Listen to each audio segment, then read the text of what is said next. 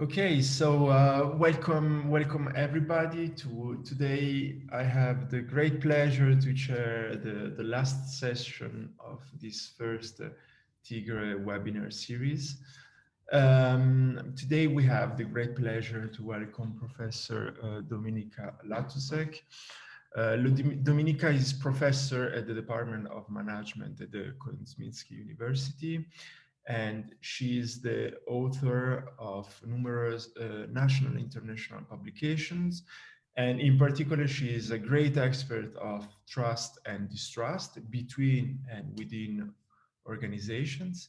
Let me also say that Dominika, with her team, is a dear partner of the consortium of the TiGRE project, and we all benefit from her expertise in this field. So the title of her presentation is Trust and Distrust in Transformation. Let me say that I briefly went through Dominika's slides, and it seems to me the perfect presentation and topic to conclude this webinar series. So thank you very much, Dominika, in advance for your talk. And to the audience, if you have questions, do not hesitate to use the chat function or just raise your hands. So Dominika, the stage is yours, and thanks again. Thank you very much, Edoardo, for your kind words. It's a great pleasure to be here and to be able to have this discussion with all of you today. Just one thing before we begin, I'm working from a hybrid room for the first time today. So if anything goes wrong, just please tell me. Okay, then I'll be able to react quickly. I may not be able to follow the chat room as I'm speaking. So I'll share my screen right now, just to start with the presentation.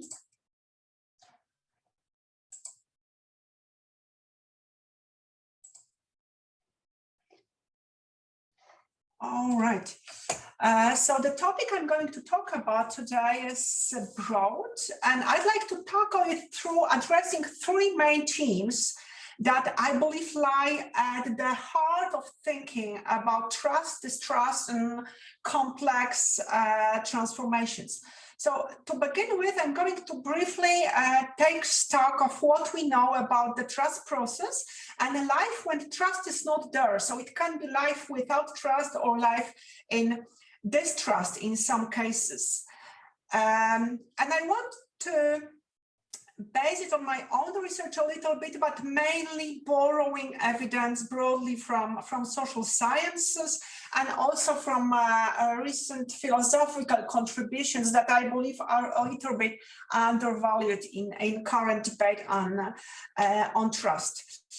And my field to draw empirical support from would be transformation countries of Eastern Europe, in particular Poland, where I'm now and when I'm coming from, but also the Czech Republic, Slovakia, Hungary, and the Baltic states. And why? Because I believe Eastern Europe as a bloc is a perfect research site for the trust processes, because it has been in constant change for decades. And if we say in general that the world recently has become more volatile, more uncertain, more complex, more ambiguous, then in Eastern Europe, all these conditions are doubled or even tripled because of the quite immediate experiences of transformation of the 90s, but also turbulences before. And these changes for decades were really cutting across all areas so vital to trust, be it politics, be it economics, or culture. And looking at Central Europe, at Eastern Europe, I think we can just very vividly see the contemporary trust paradox that we are all facing. So on the one hand, we have the already classic diagnosis that societies lack trust, and we should we should build more of it, and we need more of it. But on the other hand, no one really knows how to do it, because to make societies more trusting, we need qualities that we simply don't have here. So we need stability, security, predictability. It's not there. So how to build trust in these conditions? So these three themes would be the background for my brief talk today. Let's begin then. And perhaps we can begin by taking one step backwards and asking why we need trust at all. So we are basically interested in trust, of course, because of its functionality to organize our communities, our collective lives. But this is the special kind of trust that we think about here, and some call it system trust, some call it generalized trust. It's a very complex system, and it is generally believed that it requires stable, reliable institutions to function well. Institutions in a nutshell vouch for the trustworthiness of others that we don't know in person. So that would be a system trust, and particularly in Eastern Europe that I'm talking about today, this level of trust was very low at the beginning of the 90s, and this was confirmed in an array of studies, local studies, national studies, as well as comparative global surveys, such as World Value Survey or Trust Barometer, etc. But there is the other type of trust that's also very interesting here. And this type of trust was apparently very abundant in Eastern Europe, and this is relational trust. These two types of trust are different, profoundly different in how they built up, in how they evolve. And without going into much conceptual detail here, I think we can all agree that relational trust is a bedrock of all relationships with significant others in our lives. It's the bedrock of our friendships, our loves, our trusted partnerships. And when you look at surveys, this type of trust was always very high in Eastern Europe.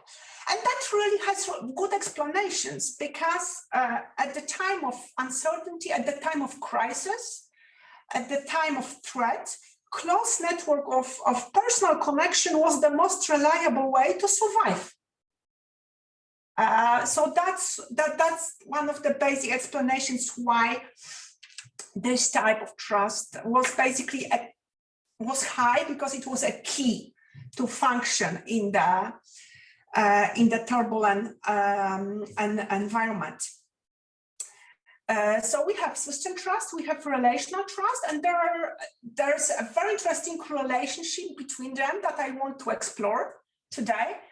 But before I do that, I should mention two notions that are also interesting, but I need to put them aside a little bit for now,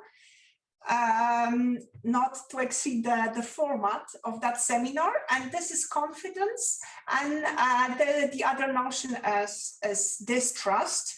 And the relationship between confidence, system trust, and relational trust is, I believe, very much understudied till these days. So there is still plenty of research to be done, and plenty of questions that are unanswered on the dynamics between confidence and trust.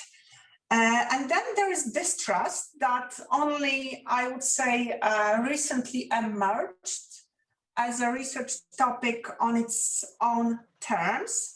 But what's important just for us now to move forward is to remember that for quite a long time, this trust was treated as equal to low trust. We know now it's not totally correct, but for a very long time, it was the dominant way of thinking. And I'm about to argue at the end of today that this very problem, this very misunderstanding of the relationship between trust and distrust might be just one of the explanation of why some transition countries are where they are right now.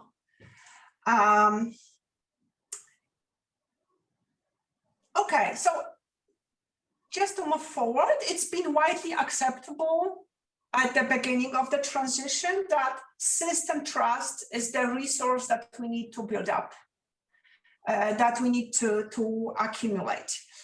But let's stop for a moment and let's think what happens if there is no system trust. So what takes the place of that system trust to organize the collective life? And there are basically two answers to that very basic question. The first answer is in terms of alternatives to trust, right? And here, there is this logic that alternatives are functional equivalents of trust. They are neither better nor worse. They're just different governance mechanisms. And there's lots of research, especially in organization studies, that gives evidence to that. And just for example, together with Paul Vlaha from Amsterdam, we did a study on inter-firm cooperation in conditions of very low trust. And we found out that they managed to organize the cooperation in a very satisfactory and successful way through other mechanisms that, than trust. But there is another answer. There is an answer in the logic of substitution, where we think about substitutes for trust with the hidden assumption that substitutes are something less, right? So they are not equivalent. They may have similar functionalities, but in the long run, they are worse than trust. Trust is indeed superior, and substitutes may have pathological flavor, as you can see on the slide already. And there is a really good catalog of substitutes for trust developed in the line of publications by Piotr Sztompka in sociological theory. For instance, when there is system trust, instead of that, what we can have? We have lack of faith in human agency. Instead, we rather have this tendency towards the discourse of fate, where outside of the human agency, everything is decided. We can have corruption. We can take into private hands the control of others. We can have an attempt to safeguard all relationships formally. We can build boundaries. This is ghettoization. We can dream about an autocratic figure, about a father figure, someone who would finally purge with an iron hand all the untrustworthy behavior around us. And we can have externalization of trust. So we can idealize foreign targets of trust. So we have these two logics in thinking about the life without system trust: substitutes and alternatives. And now going back to these relationships between relational trust and system trust. Here we have the reality of the countries I'm talking about. We have lots of relational trust, really rich resource, and we have very little system trust. That was the diagnosis. So the natural question is, can we use this relational trust to build up system trust? Maybe we can use this resource that we already have there to build up this other type of trust. So asking this question, the evidence is really mixed. which was to me some years ago quite surprising. So on the one hand, there is conceptual evidence, theoretical evidence that yes, relational trust can support system trust, and it sounds sensible because people learn to trust, right? So through small encounters, trust may start to transfer to other broader relationships. It can be, there's research that says that in some cases relational trust can be transitive. There is recently a very interesting book published by Nicholas Wheeler, an expert in international relations, about how relational trust between leaders, state leaders, helped to overcome lack of trust or distrust between countries. It was done on the basis of studies of the US and Soviet Union during the Cold War, the conflict between India and Pakistan, and the conflict between the US and Iran.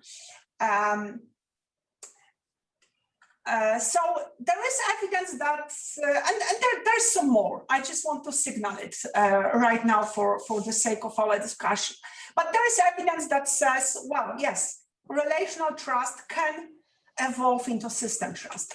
But there is also evidence that supports the opposite position. And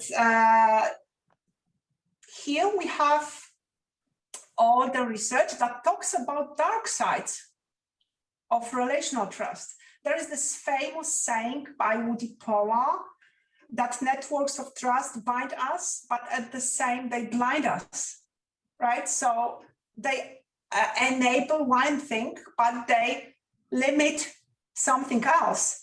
They can limit opportunities, and especially business research, organization research is rich into evidence about that, like how companies, organizations, or teams sometimes fall into trust traps.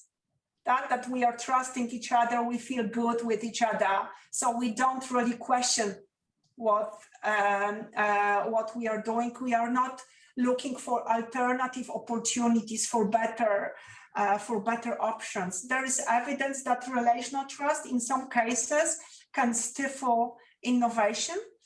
And last but not least, there are studies which say that relational trust may be also characteristic for corruption, for nepotism, for cronies. Like some of these pathologies sometimes are also based on closed networks of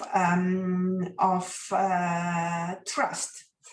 And I'm not going to talk a lot about the transfer in the opposite direction, because here the evidence is rather uniform that system trust builds up relational trust because it creates conditions for people who don't know each other, for entities who have not interacted before, to start interaction and to test the trust.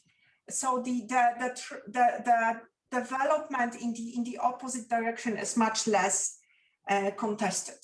So if there is mixed evidence, and if relational trust can have positive as well as negative phase, then how can we build system trust?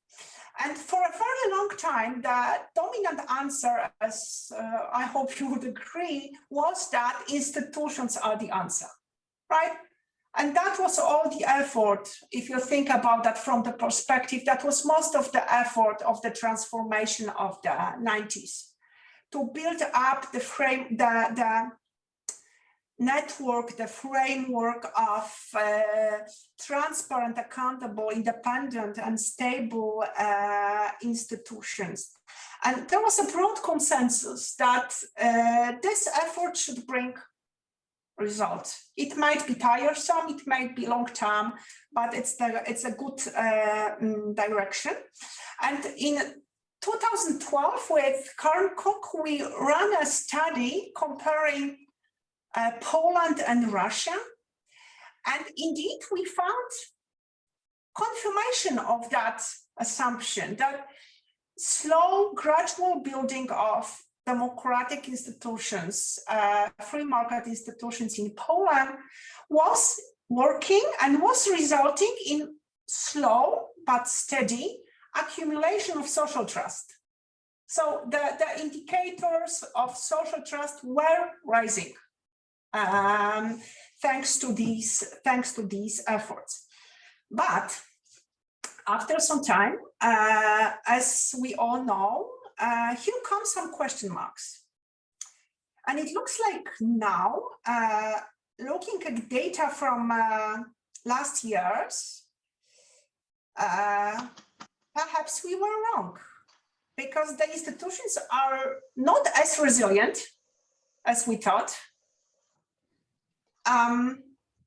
They can be relatively easily destabilized, easier than I think we thought, and they can be put to unintended use, suboptimal use. So something clearly went wrong here. And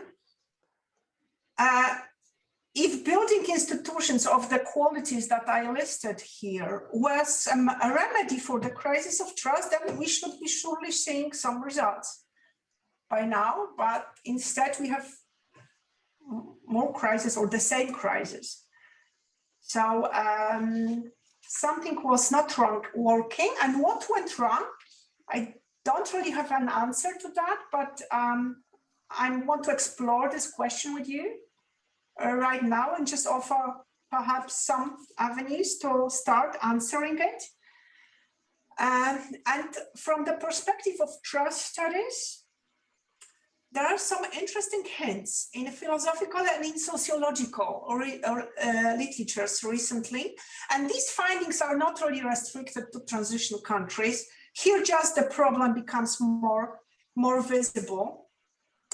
And perhaps it turns out that the qualities of accountability, transparency evolved into something that turned out to be a double-edged sword. So instead of building trust, these qualities might be contributing to the very decline of trust. And there is a very interesting argument put forward in particular by Honora O'Neill and Piotr Tomka quite recently. And there is plenty of evidence that I guess you also know that, the process of implementing accountability evolved into audit culture. That is not precisely what it was meant to be. That we have the pressure of evaluations, of rankings, of performance targets. There's increased control, monitoring, and it's not working. So as a consequence of more control, we just have more complaints about the crisis of trust, not the solution. And people that are subject to all that monitoring are basically complaining that instead of doing the work, they are just reacting to incentives, right? That are the pressures that are put on them.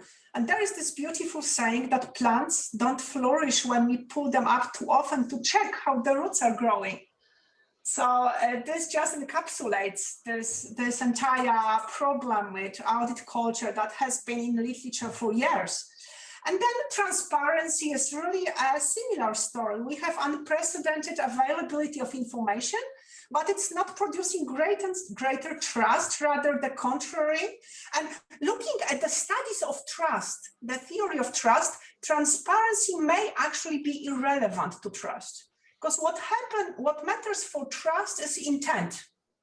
And what happens for distrust, what matters for distrust is malevolent intent, right? So transparency is not really helping if someone is intentionally misinforming, right? If someone is intentionally trying to play us. And there are there's very, I would say, inspiring argument that transparency destroys secrecy. Yes, but it doesn't limit deception. And when you look at really trusting relationships in your life, the family relationships, for instance, but also the traditional professional relationships between a patient and a doctor, these are based on secrecy. Right? This is what the true trust is based on, not on full transparency and revealing everything about each other to the public, but on really confidence and secrecy sometimes. So the transparency, probably the idea of transparency we put into our institutions was not precisely the type that we needed. And it's particularly, yeah, I'll be finishing in 3 minutes. I see that my time is almost up. So what I find particularly striking is that exactly at the same time, two thinkers in Western and Eastern Europe, Piotr Sztonka and Nora O'Neill, they came up with talks and with publications that are so linked by the common theme of moral community, moral values, and reciprocity. And this chimes with the literature on trust, where trust has to be met by trustworthiness.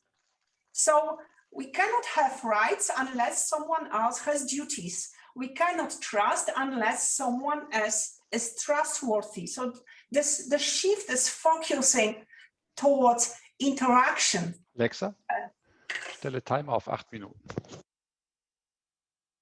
8 Minuten? Oh, sorry.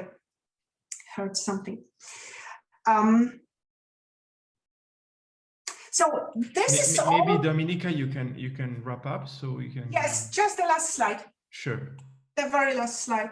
So all these problems are not super new and certainly not specific to Eastern Europe. But this was the idea of institutions that transition countries were trying to catch up with. And what can we add? Look to this debate from transition countries. And I believe we can add to it the debate about distrust, the reflection about distrust. And remember just the diagnosis I told you about, we shared at the beginning, that the transition countries were low in trust. Well, were low in system trust. Perhaps we were wrong there, and perhaps they were not low in system trust. Perhaps they were in distrust. Right? Perhaps these were conditions of distrust, and we applied the remedies to build up trust instead of remedies to eliminate distrust first. And when we look at the very recent debate in trust studies, we clearly see evidence that trust and distrust are totally different processes. So if we get the diagnosis wrong, the remedy may not really help, but it may make things worse. And if you have a distrust reality, you first need to take away distrust before start building trust. And measures to build trust are different than measures to eliminate distrust.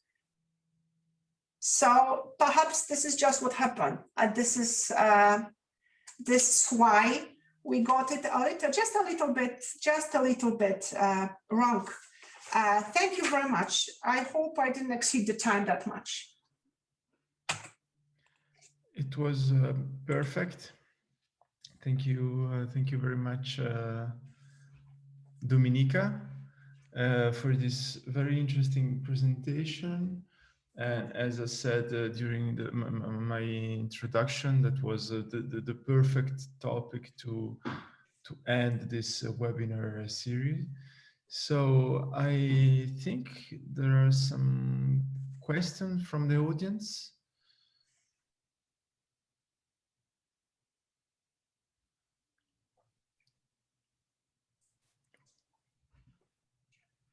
I see Frederick has a question. Please go ahead. Yeah, I don't so much have a question as a compliment to Dominika of really raising this issue of how do you build system trust versus how do you reduce system distrust. I think that it really is a huge gap in the literature.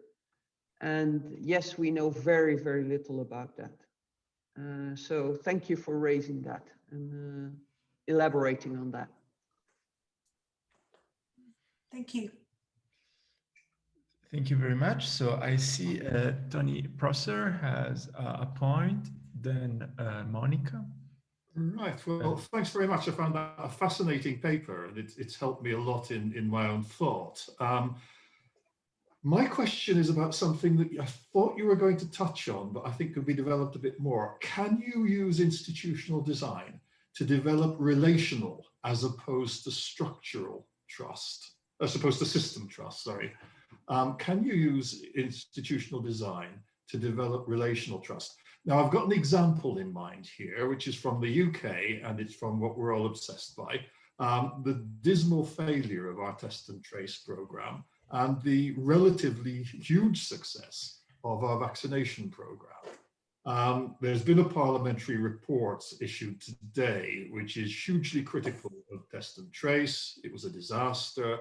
And it worked by deliberately avoiding existing institutions, particularly local government and the NHS, and issuing a very large number of contracts to private providers to provide the service.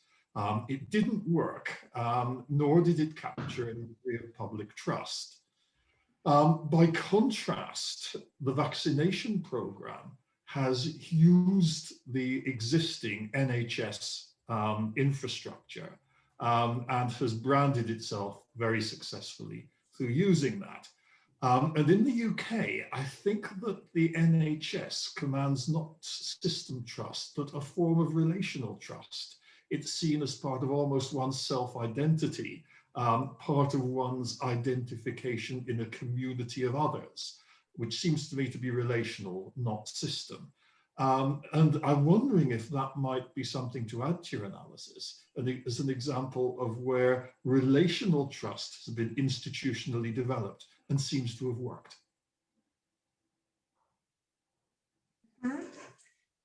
Thank you.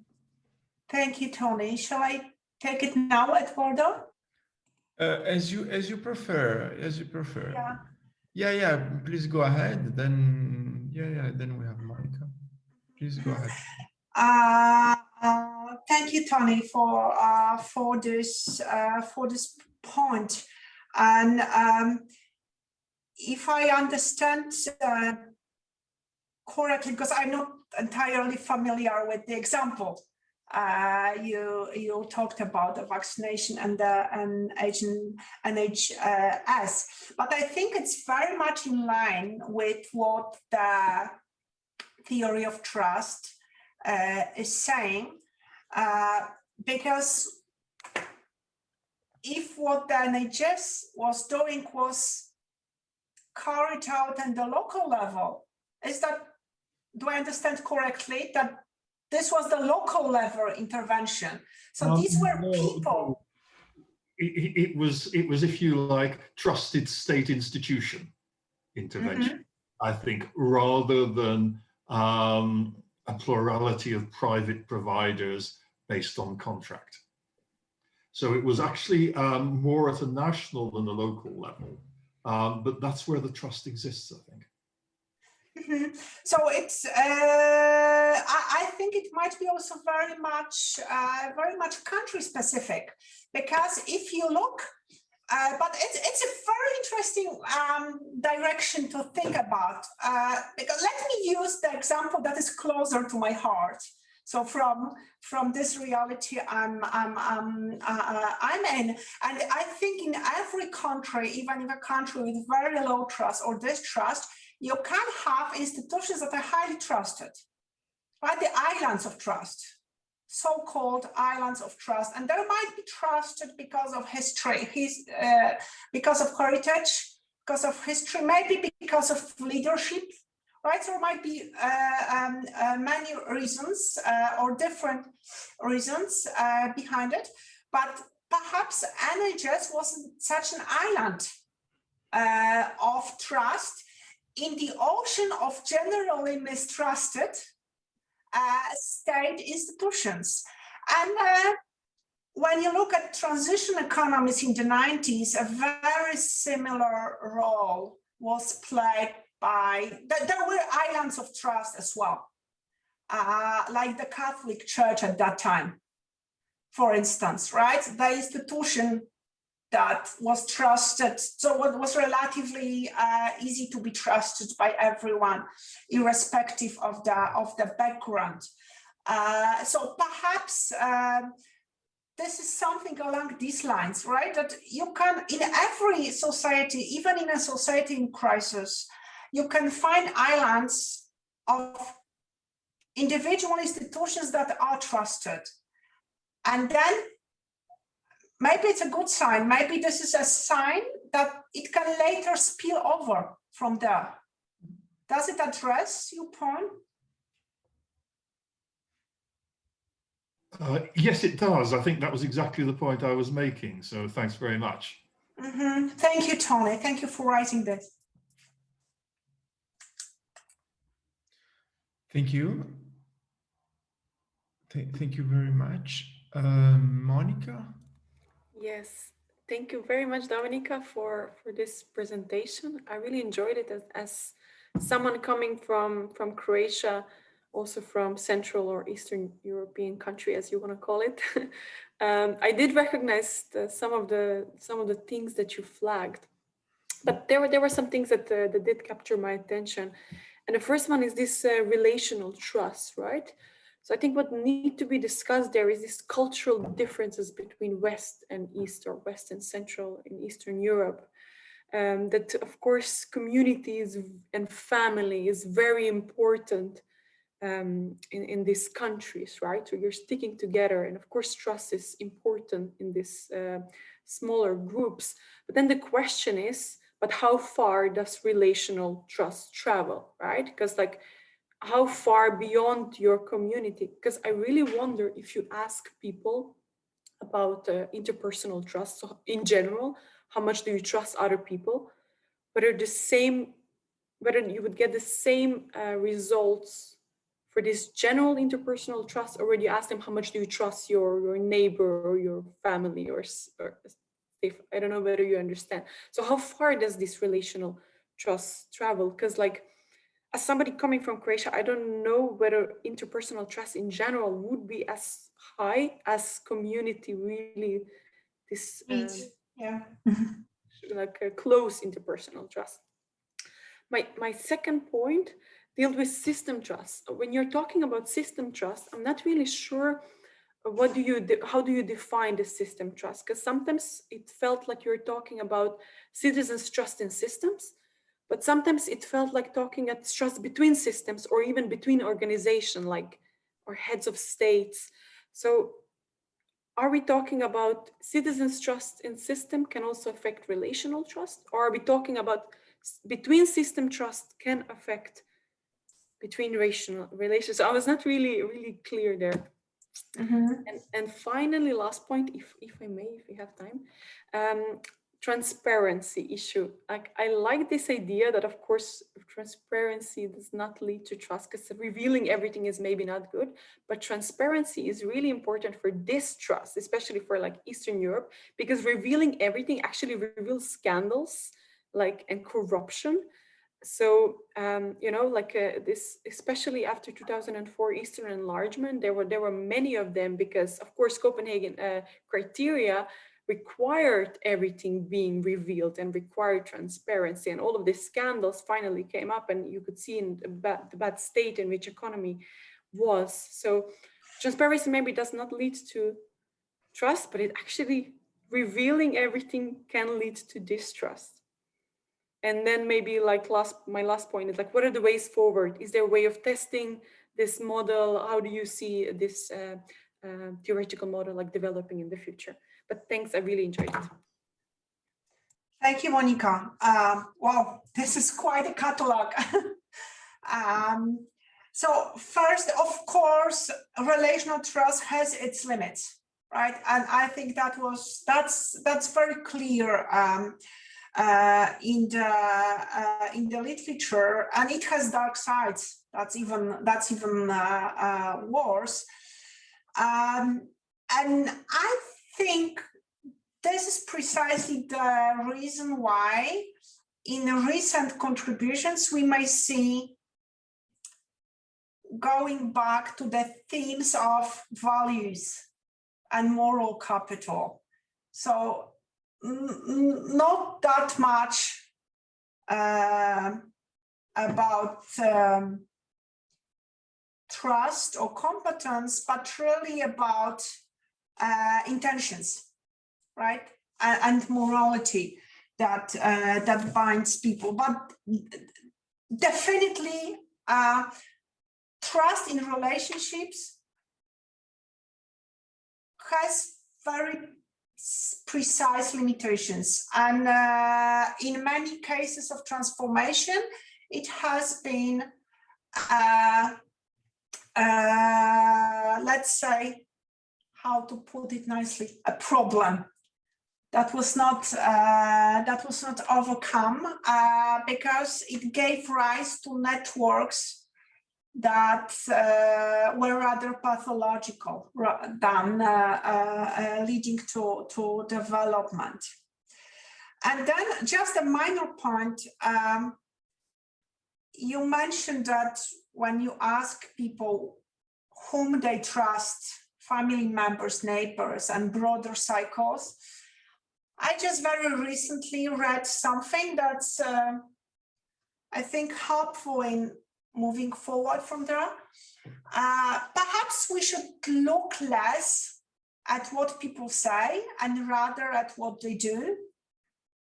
So at the active view of trust. And when we take this active view of trust, maybe it turns out that the level of trust is actually higher than we declare. Because we declare we don't trust, let's say, someone as a professional, and still we go to see him or her.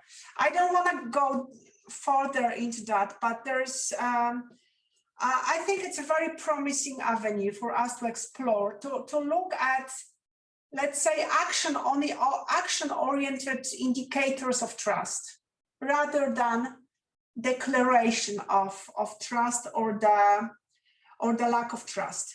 Then your second point about system trust, of course, you are completely right. I was very unclear there, but this is also because the literature is rather unclear. And generalized trust, system trust, it has some definitions, of course, but there is no very broad agreement on the one precise definition. And in general, what I meant was rather the first option you mentioned. So citizen trust towards the complex system of laws, technologies, institutions, that complex setup.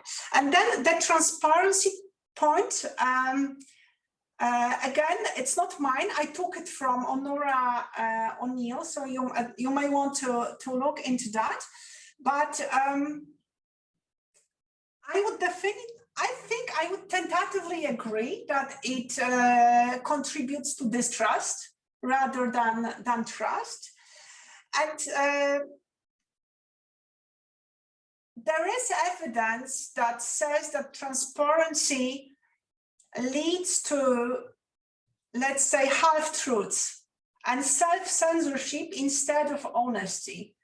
So, you know, it becomes a vicious cycle. The more is revealed, the less we are willing to share. I hope that addresses your points at least a little bit. Thank you.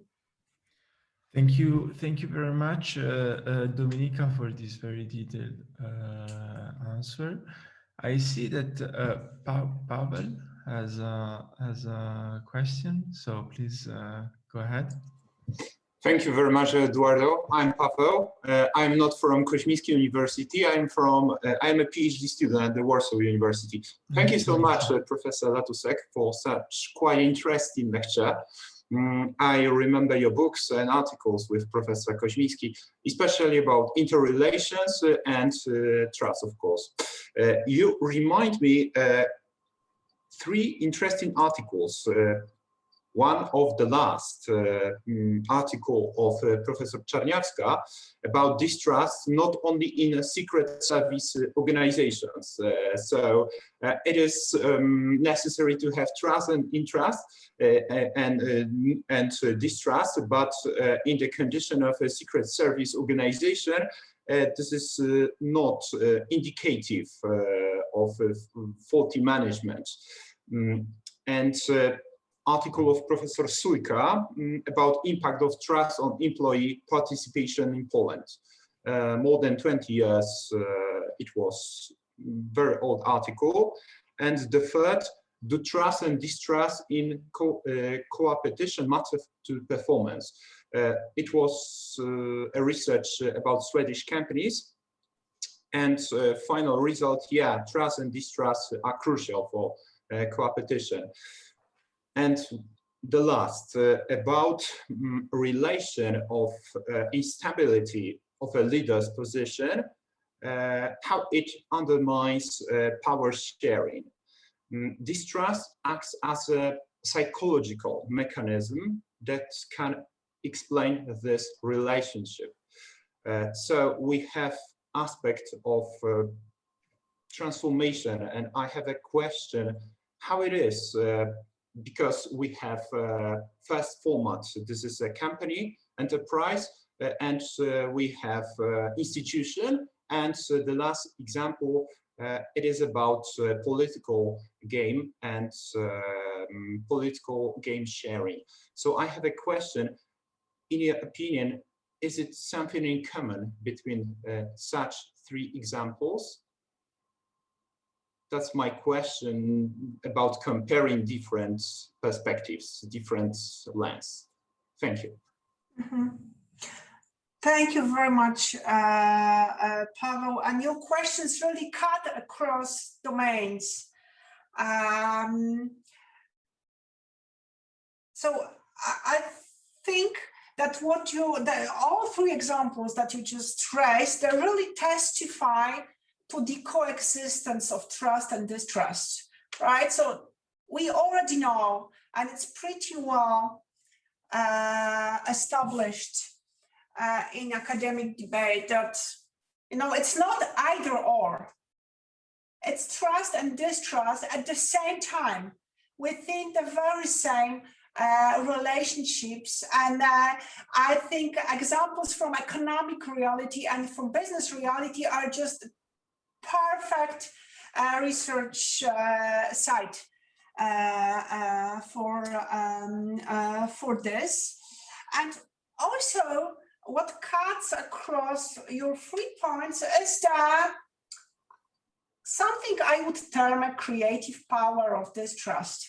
So I think quite recently we stopped glorifying trust, and we are also looking at distrust that can be creative in some contexts. Let's put it in that way. And the secret service organizations, this is a perfect example of a classic idea that there are professions just founded on the rule of distrust, right? Professions that are designed to distrust others, like auditors, like controllers, perhaps secret services there as well. I'm not that sure, I'm not an expert. But in general, distrust, it's not morally bad by definition, right? So it can be justified in some cases. And if we look at it from this perspective, I think it really opens up possibilities to see many things that we see happening from broader angles and broader perspectives. Yeah, thank you, Paweł. Thank you so much. Thank you, Paweł. I'm writing about managing in the field of national security. So I invited former presidents, prime ministers, and they always agreed to took part in my research. But politicians who are today in our ministry, they say, no, we don't have time, we cannot. But former ministers and professors, etc., they have trust, they are ready, but current institutions they have distrust. So, well, yes, the experiences of empirical studies. Yeah, exactly. Thank you, Pavel. Thank you. Okay, thank you very much. Thank you very much. Maybe, okay, Anna has a question. Yeah, just at the very end, because I've learned a lot actually during the presentation. I liked it very much, so thank you. I am familiar with Dominika's work, but how you showed the dynamics and different concepts influencing the different sources of trust. You very briefly mentioned something that really intrigued me about confidence and the interplay between confidence and trust. And I'm not sure if this is within the scope of this presentation, but if you could just elaborate what confidence you have in mind or you are interested in. Is it self-confidence, confidence in the government, or what sort of confidence does, in your opinion, play the biggest role in this dynamic with trust? That would be nice. Mm-hmm. Thank you, Anna. Thank you very much for raising it. This is a huge issue. The first author who actually drew a line between trust and confidence was, of course, Niklas Luhmann. And then for years, I believe, it remained rather untouched. We are trying to do something about it in TiGRE framework. So we are trying to unpack the relationships, in particular between confidence and system trust, because in lots of concepts, in lots of theories, system trust, generalized trust, trust in institutions, and confidence are treated as synonyms. Right, so when I have confidence in the system, some people said it would be a synonym of me having trust in the system. And you even see that in surveys. Do you have trust, or you have confidence? And so quite often we don't distinguish between the two, but Luhmann originally did. He did distinguish between the two. And just to give you a flavor, because we are running out of time, one of the main points of differentiating between the two is agency. Trust is linked to agency. It's interactive. Confidence is passive. It's more of our psychological construct that I have this confidence. But this is just very cursory. And really, I hope that this is something we can develop together in TiGRE, because it needs to be developed.